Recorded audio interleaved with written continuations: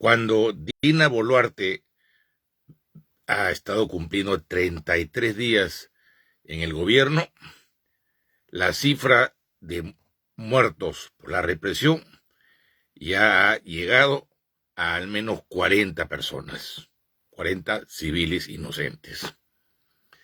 Esto es un récord, no solamente en la historia peruana, sino mundial. Porque nunca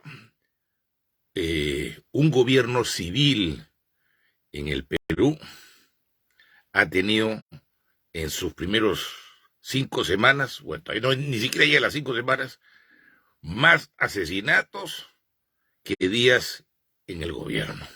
Nunca. Dina Boluarte se ha convertido en la segunda dictadora de la historia sudamericana. La anterior fue Yanine Áñez, que duró 351 días en el Palacio, en La Paz, desde noviembre del 2019 a noviembre del 2020. Pero ni en esos 351 días ella mató tanta gente como Dina Boluarte en 33 días. Y no sabemos cuántos muertos más van a haber. Y además que la cifra puede ser inclusive mayor porque lo que tenemos ahora son las cifras oficiales, pero hay muchos desaparecidos y muchas personas que pueden terminar falleciendo como efecto tardío de los perdigones, de las balas o de las golpizas. Nunca ninguna mujer que haya gobernado una república en toda la historia mundial ha asesinado tantas personas en sus primeros días en la presidencia. Nunca. Ahora, son varias reflexiones que quiero hacer.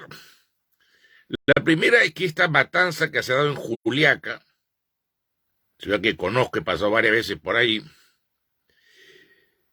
se ha dado exactamente el mismo lunes 9 de enero, en el cual se supone que se está dando al mismo tiempo el llamado Acuerdo Nacional, que se supone que es una mesa donde se sientan los 3 poderes del Estado, el Ejecutivo, el Legislativo, el Judicial, la Fiscalía, la Iglesia y otras instituciones, empresarios, etc. Y se supone que busca un acuerdo para salir de la crisis. Cuando Castillo era presidente, se quería convocar al Acuerdo Nacional para presionarlo, para que modere su lenguaje. Pero esta vez el Consejo de Estado va a querer levantar la Dina Boluarte frente a todas las acusaciones de asesinatos. La segunda es de que esto se da en la víspera de que el primer gabinete o el segundo gabinete de Dina Boluarte va a pedir voto de confianza. Otarola, que es el primer ministro, va a pedir voto de confianza a los otorongos, como se le llama en el Perú a los congresistas. Y lo interesante es de que a pesar de esta matanza que ha habido, que solamente por la matanza de ahora en Juliaca, que son 12 muertos, nadie podría debería darle un voto de confianza a un gabinete que asesinaba a 12 civiles con armas de fuego que solo estaban protestando. Pero le van a dar voto de confianza. Ojo, que no son solamente 12 muertos, además son 40, por lo menos, cifras oficiales desde que Dina Boluarte ha empezado. Son 40 en los últimos 30 días aproximadamente. Es una barbaridad. Le van a dar voto de confianza. ¿Por qué? Porque la misma oposición que anteriormente tenía Pedro Castillo, que para cualquier cosita lo obstaculizaban, que le decían cualquier cosa, que este ministro es tal, que el otro ministro es tal, que el presidente Castillo es tal cosa, tal otra cosa. Ahora le han dado un cheque en blanco a Dina Boluarte. No les importan los muertos. Es más, el almirante Montoya, que es congresista de Renovación Popular, el partido del nuevo alcalde de Lima, López Aliaga, ha dicho de que se le debe dar permiso a las Fuerzas Armadas y Policiales para disparar. O sea, como James Bond, que tiene licencia para matar. 007. Y es bien grave lo que viene pasando, porque estos balaceras no van a parar el movimiento, al contrario, van a exacerbarlo. Las balaceras que dio Dina Boluarte al principio lo exacerbaron. Después hubo una pausa porque era en la época de Navidad. Pero ya pasó Navidad, Año Nuevo y Reyes Magos. Entonces el movimiento ya ha vuelto a crecer. Y ahora además tenemos un paro nacional indefinido que ha arrancado del día 4 de enero. Ahora, el paro ha sido muy fuerte, o viene siendo muy fuerte. Solamente en el primer día del paro, que fue el miércoles 4, han habido más decenas de miles de personas marchando en cientos de localidades del país, solamente un día, que toda la gente que ha marchado de la derecha protestando contra Castillo en sus 16 meses de gobierno que duró. Y las manifestaciones son muy grandes. En la prensa no lo vamos a ver, en la prensa normal. Pero si uno ve las redes sociales, acabo de ver, por ejemplo, el video de Timoteo Cutipa, que él se encuentra en Andahuaylas, son ríos y ríos de personas marchando en Andahuaylas. Si uno ve todos los videos que se dan en Juliaca, son multitudes que están en Juliaca, en Puno, manifestando. Uno ve videos o fotos de que la frontera con Chile, en Tacna, o con Bolivia, en Puno, están bloqueadas. Me dicen que en Tumbes, que es la frontera con Ecuador, el movimiento está fuerte. Y lo que estamos viendo en Puno es el levantamiento de pueblos, fundamentalmente de pueblos nativos. Los aymaras se han levantado en Puno, dicen que van a ocupar la capital del departamento, la están empezando a ocupar. Y los aymaras son una de las naciones más compactas que hay. Son más de 2 millones entre Perú y Bolivia. La mayoría está en Bolivia, pero hay un poco menos de 1 millón en el Perú. Pero los aymaras son bastante combativos.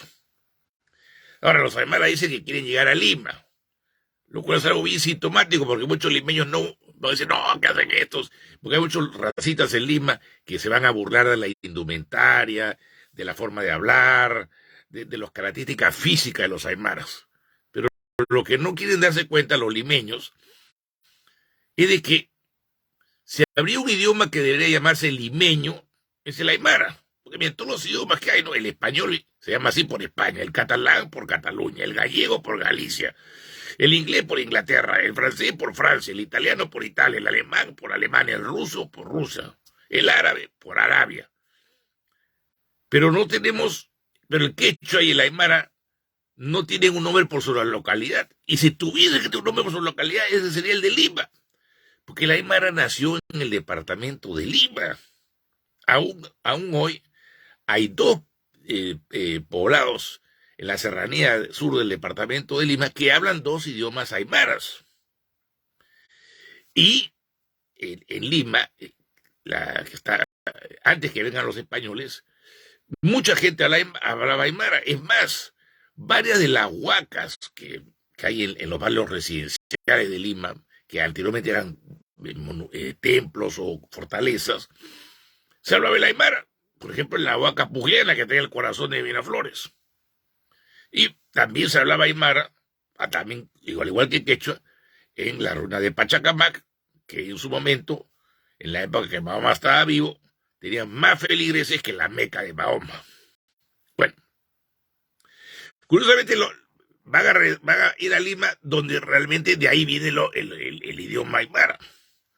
Y muchos limeños decían, estos indios apestosos, y le van a decir cualquier barbaridad racista.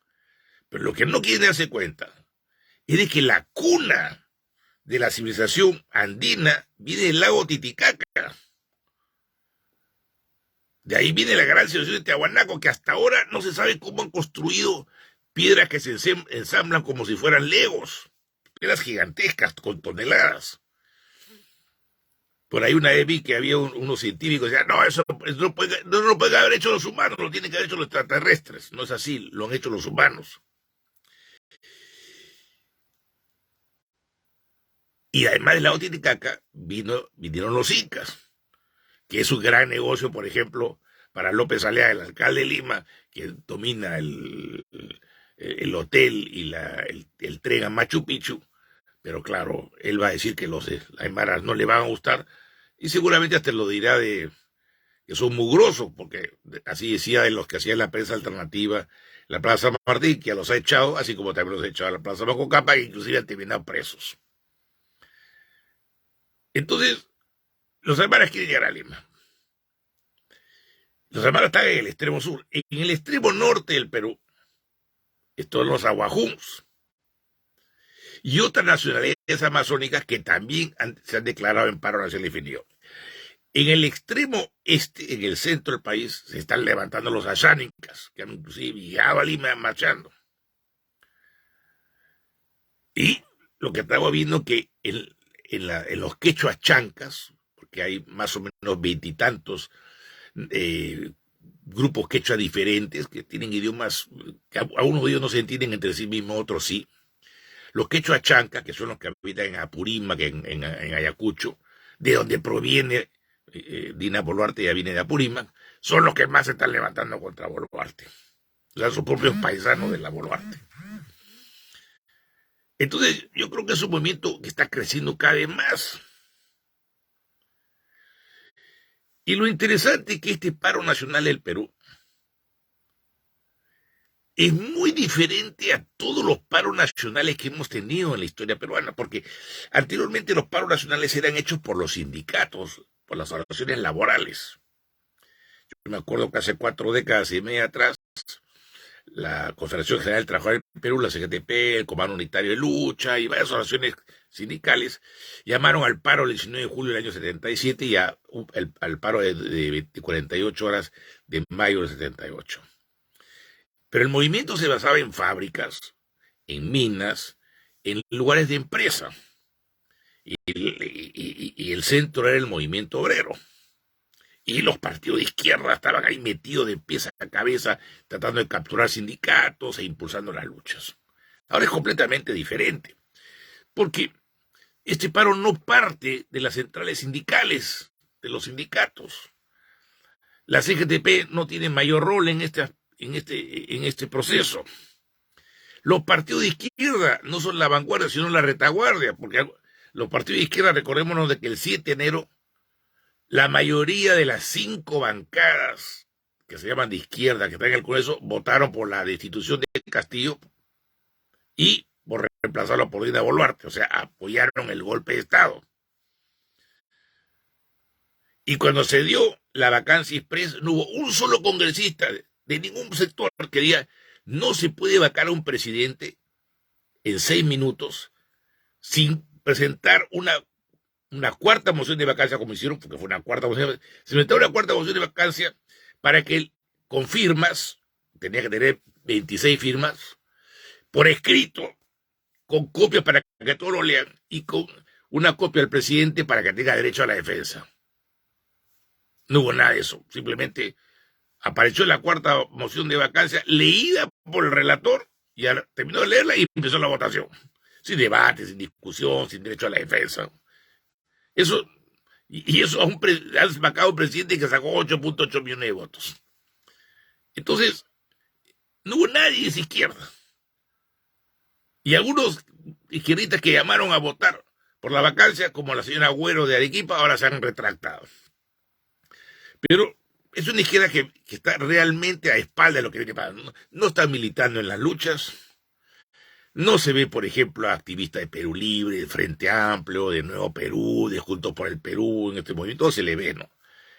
El candidato más importante que tuvo Juntos por el Perú, el señor Alegría, está metido en su casa, triste o con alegría, pero no es parte del movimiento, ni le interesa declarar. O sea, las bases han rebalsado por completo a la izquierda tradicional que no sabe ni qué hacer. El señor Valdemar Cerrón, que es el representante del Comité Político de Perú Libre en el Congreso, inclusive estuvo dispuesto, dijo que él estaba dispuesto a votar por el gabinete de Dina Boluarte, a pesar de que cuando dijo eso ya habían varios muertos, porque dijo había que darle una oportunidad. y había que conocerlos, cuando ya se les había conocido por los muertos y porque tienen ministros como la Educación, que es un fujimorista, que negó la victoria de Dina Boluarte y de Pedro Castillo en junio del 2021, que dice que hay que liberar a Fujimori, que es un preso político. Y que además quiere terruquear a los profesores, sacar un montón de profesores y todo esto. Entonces es un movimiento espontáneo que no lo pueden controlar ni los partidos ni las centrales sindicales. O sea que el gobierno no tiene con quién dialogar. Es un movimiento... Y la prensa ni siquiera le interesa entrevistar a los que organizan estas cosas. Es un movimiento totalmente espontáneo, por lo que es más explosivo. Y yo creo que va a tener muchas de las características que tuvo el paro nacional de Colombia. Miren, en Colombia hubo un paro, el llamado paro nacional, que duró desde abril del 2021 a julio del 2022, si no me equivoco. Duró 14 meses. Este paro se suponía que era una mezcla de protestas juveniles, populares, y como una represión muy fuerte, los jóvenes hacían lo que llamaban la primera línea, que eran grupos que avanzaban con cascos, con escudos hechos de lata, y se enfrentaban a las balas.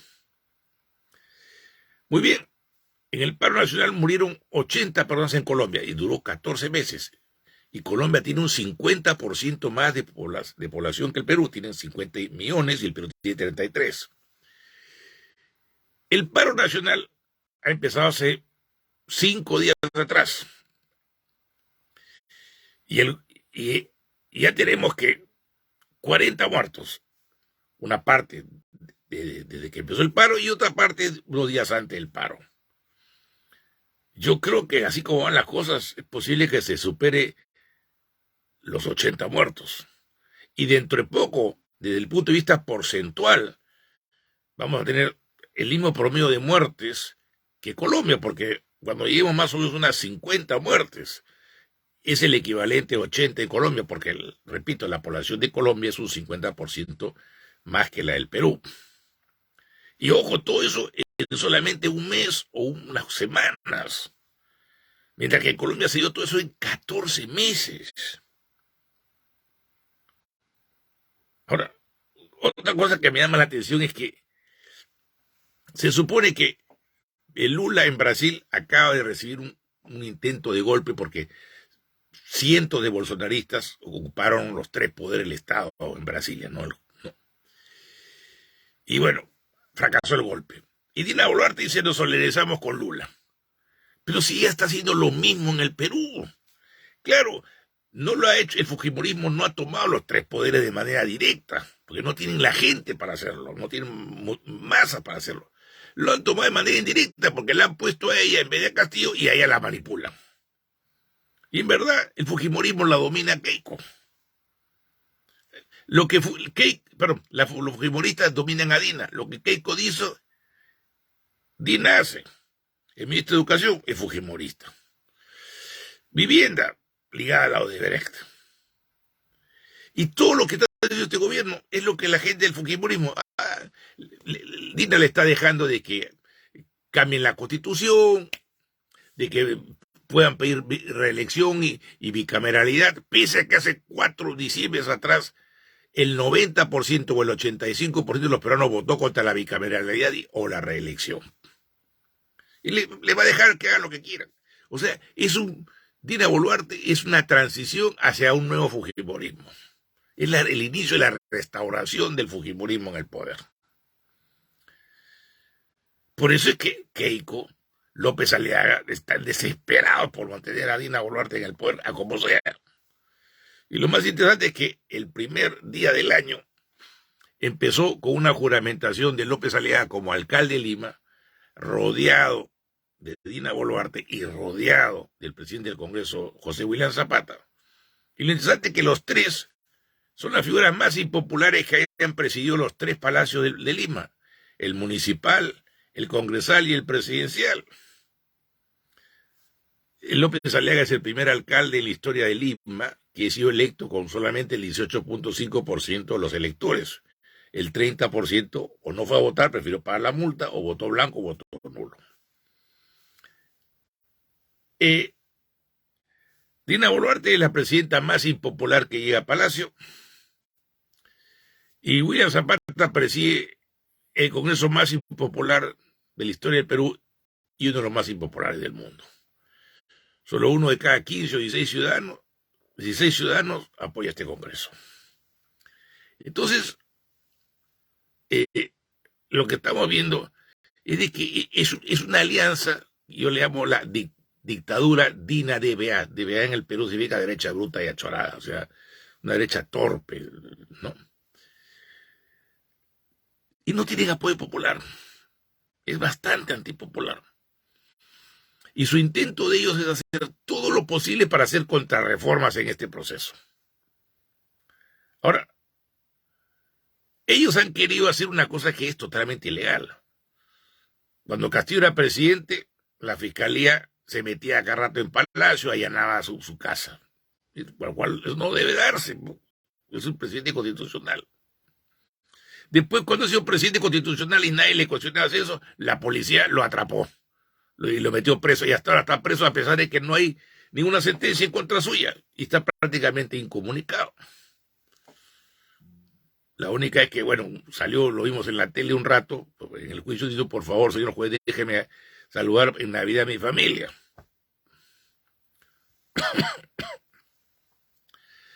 Y esa forma en la cual han tratado tan mal a Castillo es otra cosa que echa leña al fuego. Y la población no está pidiendo que Castillo vuelva a Palacio, no lo están pidiendo, porque además Castillo no fue un gobierno que hizo mayores cambios sociales. Pero lo que no le gustó a la derecha es de que Castillo era un presidente que se reunía con los sindicatos, las organizaciones populares, los invitaba a Palacio, y eso no les ha gustado. A pesar de que él no hizo ningún cambio fundamental. Él siguió alineado con Estados Unidos, aceptando las USAID, las 10 bases norteamericanas en el Perú. Ningún otro país al sur del hemisferio de la línea ecuatorial tiene tantas bases norteamericanas en América como el Perú. Él siguiendo aplicando todas las recetas del Fondo Monetario Internacional, el modelo económico y la constitución fujimoristas. No hizo mayores cambios. Pero no le gustaba a la derecha que él se reuniese con las organizaciones populares, que además le quisiera cobrar los impuestos que no pagan y que introduciese unas medidas para la protección del medio ambiente o de los trabajadores, que eran muy grandes, pero no le gustaban. Entonces ahora quieren un gobierno que le dé carta libre en todo. Y le va a fracasar, porque Dina no tiene, o sea, nadie puede aguantar en el poder sentado sobre la bayoneta, porque se le traspasa la bayoneta, ¿no? Y Dina está, su único soporte ahora es la bayoneta, porque no tiene ningún soporte popular, no tiene bancada, no tiene partido, no tiene popularidad. Y el fujimorismo no tiene una parte, ya no es un partido popular. Estuve leyendo un artículo de Carete, y el fujimorismo no es ese partido con apoyo popular, no lo es.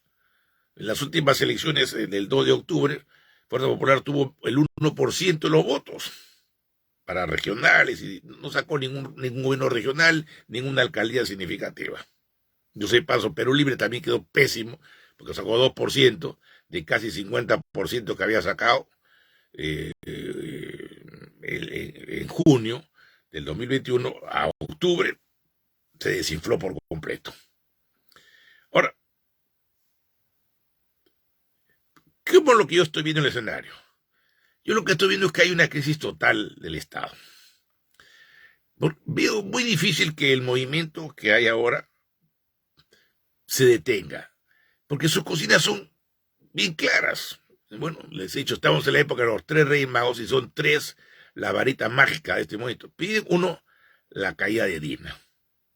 Segundo, el cierre del Congreso.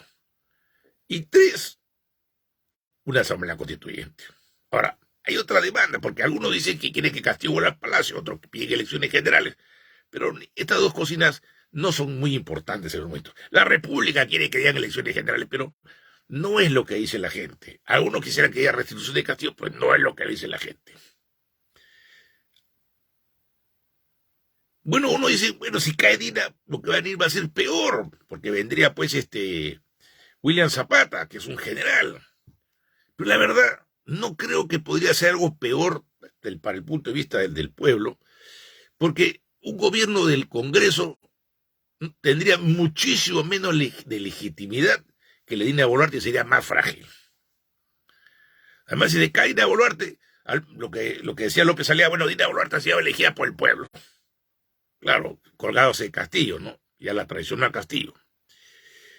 Pero si cae Dina, para que el gobierno lo dirija un Congreso que está con altísimo nivel de impopularidad, se derrumbaría todo el tinglado. Y Dina sí puede renunciar. Y puede renunciar diciendo, me renuncio y llamo a elecciones. Me renuncio y llamo a un referéndum por una asamblea constituyente. O llamo directamente a una asamblea constituyente. Y al renunciar pido que se disuelva todo. Pues no lo quiere hacer. Y la idea de cerrar el Congreso lo puede hacer la población. Y tercero, la idea de una nueva constituyente. Tal como van las cosas, yo creo que es imposible que este Congreso convoque una asamblea constituyente, porque además ha hecho una alianza con el Tribunal Constitucional con la tesis de que la Constitución del 93 de Fujimori es inmortal. Ninguna Constitución es inmortal. En el Perú hemos tenido casi 20 constituciones en 2 siglos. Todos los países cambian de cartas magnas.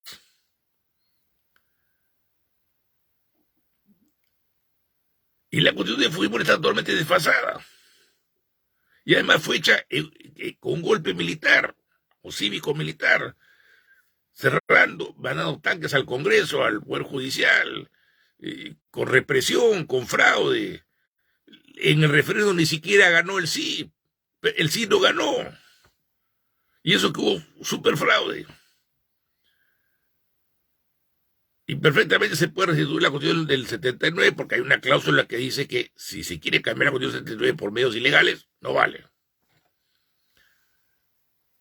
Entonces, a estas alturas, ¿quién puede llamar a una asamblea constituyente? Bueno, a lo mejor son las organizaciones que están haciendo todas estas protestas, los frentes de defensa, las asambleas populares, los que se reúnan y llamen a una asamblea constituyente, donde además, ¿por qué tenemos que tener esta ley de partidos que solamente permiten 12 partidos, que además son partidos de tránsfugas, sin principios? Los partidos del Perú son una cosa escandalosa. Por ejemplo, Acción Popular, el partido más histórico que sobrevive, porque el APRA ya está ya no tiene inscripción, el PPC no tiene inscripción, los partidos comunistas tampoco. Acción Popular fue a las elecciones prometiendo asamblea constituyente, más referéndum sin nada con el fujimorismo. Pero cuando llegan al Congreso, Alba es electa presidente haciendo lo contrario, contra la nueva constituyente, contra el referéndum y a favor del fujimorismo. Y Perú Libre llega al Congreso diciendo que va a luchar contra el neoliberalismo, contra el imperialismo y todo eso. Y cuando llegan, salían con el fujimorismo en un montón de votaciones.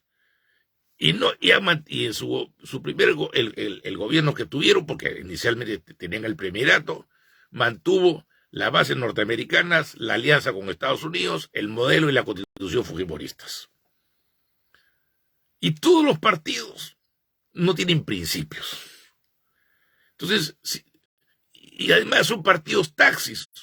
Entran aquí, entran allá. Miren, en este Congreso tenemos por lo menos 40 cambios de bancada. Y son 130 congresistas.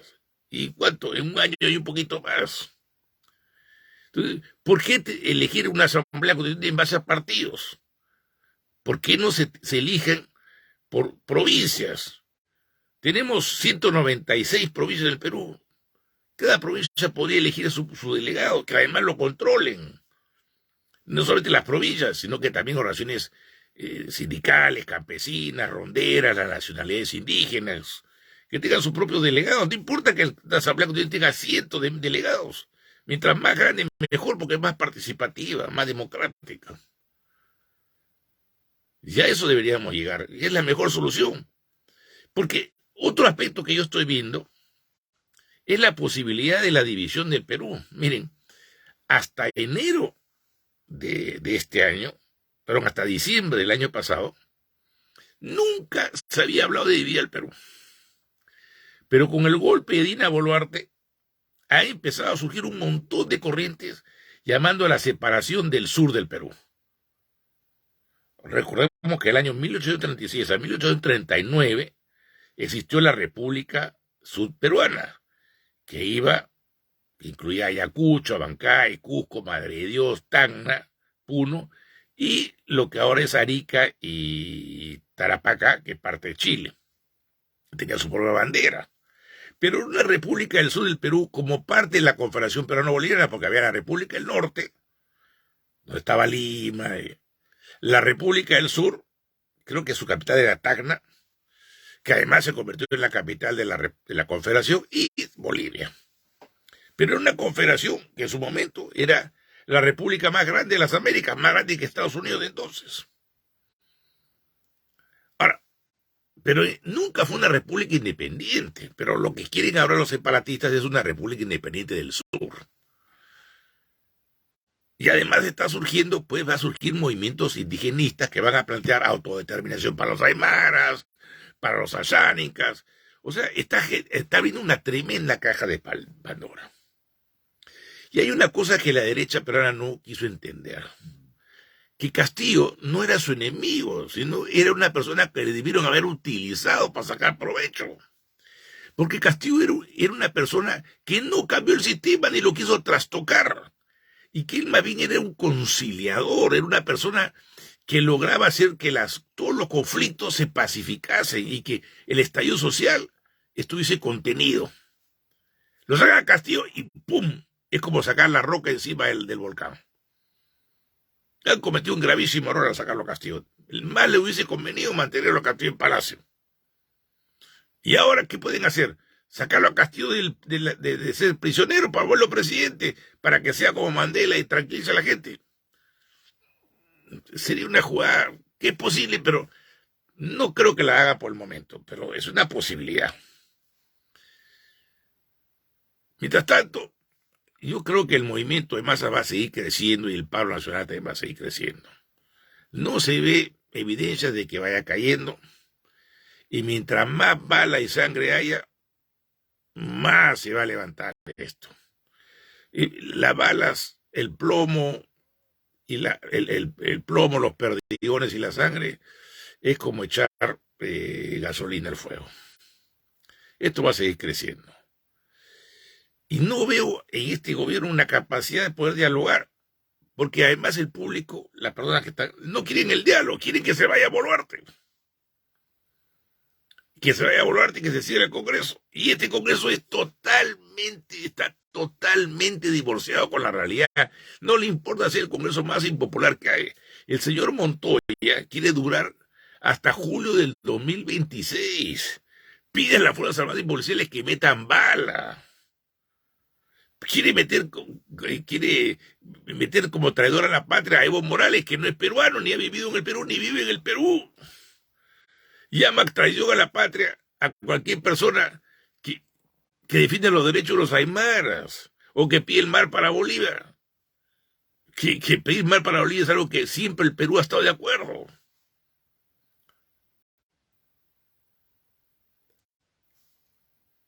Tenemos un curso totalmente desfasado. Encima, mientras está toda esta crisis, en el Congreso tenemos lo siguiente,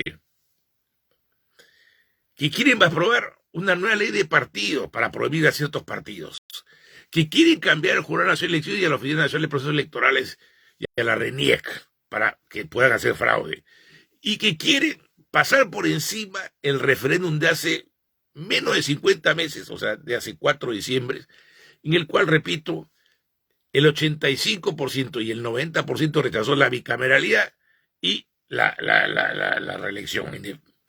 Mira, aquí en el Reino Unido donde yo estoy, tuvimos un referéndum en el 2016, que no era vinculante, en el cual 52% contra 48% acordó salirse de la Unión Europea. Y a pesar de que no era vinculante ni obligatorio, el Parlamento aceptó ir al Brexit. Pero en el Perú, la diferencia no ha sido 4 puntos.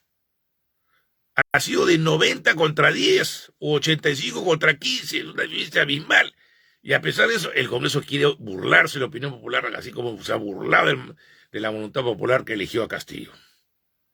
Entonces es un Congreso totalmente antipopular, con un montón de presiones racistas.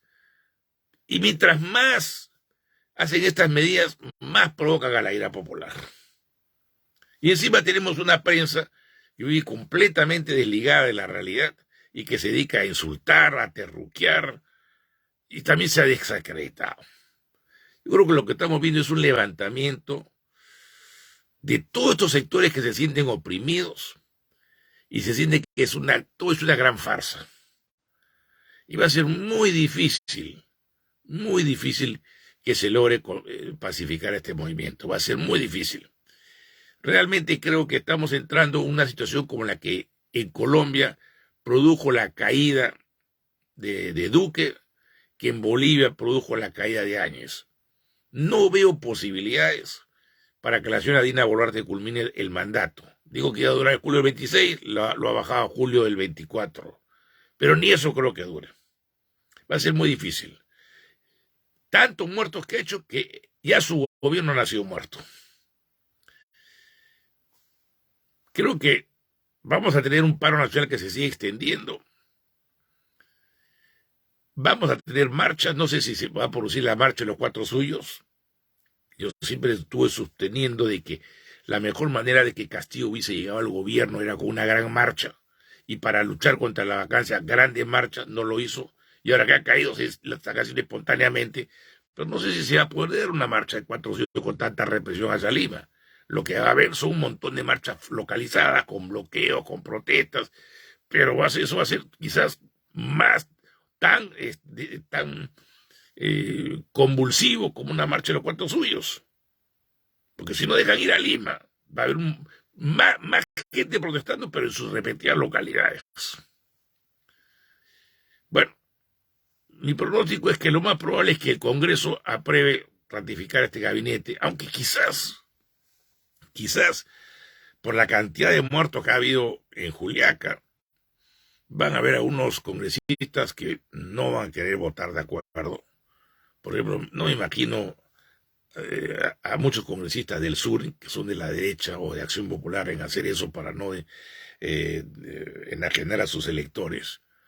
Pero es probable que ratifiquen este gabinete. Pero no creo que Dina Boluarte dure mucho tiempo en Palacio. No creo. No creo que Boluarte dure lo que dura un campeonato de balompié. No creo. Y mientras tanto, el movimiento va a seguir creciendo. Es espontáneo. Creo que van a buscar forma de centralizarlo en algún tipo de comité nacional de lucha o un frente de defensa nacional. No sé qué nombre le van a poner. Además, no estoy en el movimiento, estoy en Inglaterra. Veo las cosas desde un monte que mira al valle. No estoy metido. Bueno, eso es todo lo que les puedo contar el día de hoy. Mi conclusión es de que esta última matanza, en verdad, quien más ha matado es a Dina Boluarte. Porque nadie puede tener 33 días en el gobierno con 40 muertos. Y 40 muertos en varios departamentos del Perú. Puno, Ayacucho, Apurímac, Arequipa, Junín, La Libertad. Me han dicho que también hay en Lima. Y no sé qué más habrá. Cientos de heridos, represión en las calles de Lima. Bueno, no creo que este gobierno dure mucho tiempo. Muy represivo, sin apoyo popular. Y no puedes gobernar solamente sentándote en la bayoneta. Es una tremenda crisis la que tenemos en el Perú. Bueno, eso es todo por ahora. Aquí en Inglaterra son como las 2 de la mañana y yo debería estar durmiendo. Pero he hecho este video de emergencia porque ¿quién puede dormir viendo a sus hermanos morir, no? Y yo tengo mucho afecto por la región de Puno, porque he vivido muchos años de mi vida en el lago Titicaca. Mucho afecto tengo y me ha partido el alma. Y poco antes de hacer este video he estado llorando bastante en mi cama y al final he decidido no puedo más. Así que por eso estoy haciendo este video. Porque creo que lo que viene pasando en el Perú es realmente inconcebible. Por último, quiero expresar mi solidaridad con mi amiga Rosa Delgado, dirigente de la comunidad peruana de Inglaterra, que tiene acá ahí tenía su granja de llamas, tenía así exhibiciones, tenía hacía un montón de exhibiciones de trajes típicos, estaba en un montón de festivales. Rosa se fue al Perú y la han apresado en Arequipa, la han tratado muy mal, porque estaba tratando de cubrir noticias de lo que está pasando en las protestas. Mi solidaridad con Rosa Delgado de White, ciudadana británica peruana. Eso es todo por ahora, muy buenas noches, y les pido que se suscriban a mi página de Facebook, y les pido a los otros medios de prensa que a veces me transmiten, como Wilmar, Timoteo, Latin American Press y otros, que puedan usar este video si así lo desean. Muy buenas noches.